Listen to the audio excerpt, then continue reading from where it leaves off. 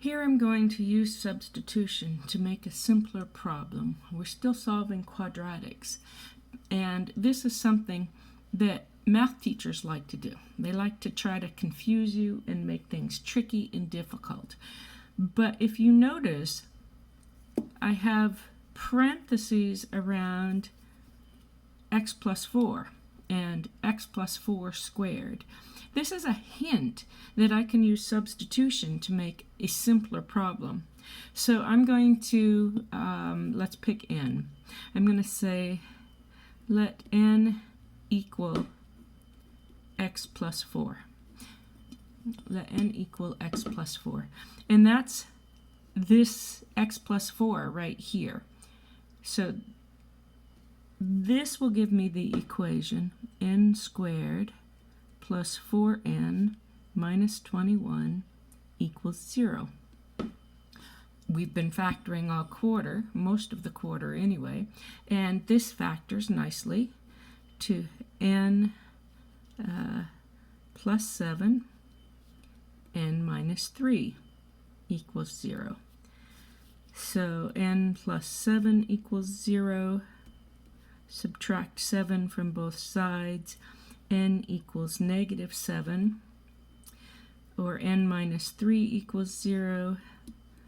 Add 3 to both sides. N equals positive 3.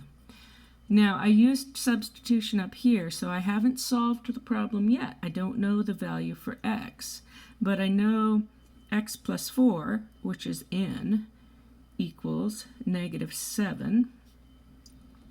So I subtract 4 from both sides to get x by itself. I get x equals negative 11. X plus 4 also equals 3. I subtract 4 from both sides, and I get x equals negative 1. These are my two solutions. Much simpler than expanding this out and distributing the 4 there and combining like terms and then factoring. I'm going to do another one here. This one, it takes a little bit more to see, and most of the time I don't see these, but I'm going to show it to you because it frequently comes up, something like this frequently comes up on quizzes. So here I have a radical, and my square root of x is in this middle term right here. This would be my the equivalent of my linear term in a quadratic. I don't have a quadratic, but if I substitute, I'm going to say let's call it a equal the square root of x. Then a squared equals x. All right, because if I square it, a squared equals x. So this will give me a quadratic, a squared minus 13a plus 40 equals 0. And really, for me, I look at it and see if that makes something easy to factor. This is easy to factor. I've got a minus 5 times a minus 8. If you're not sure, of course, check it and make sure.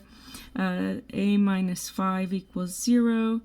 Add 5 to both sides. A equals 5. A minus 8 equals 0. Add 8 to both sides. A equals 8. Again, this is a, not x, but a is the square root of x. So what I really have when I substitute back in is the square root of x equals 5, or the square root of x equals 8. And to solve these, I just square both sides. Square root of x squared is x. 5 squared is 25. Square root of x squared is x. 8 squared is 64. So now I've solved this. Yes, I can solve this by isolating my square root and squaring both sides and then factoring and coming up with the same answers. Doing it this way by substitution when you can just makes it much simpler.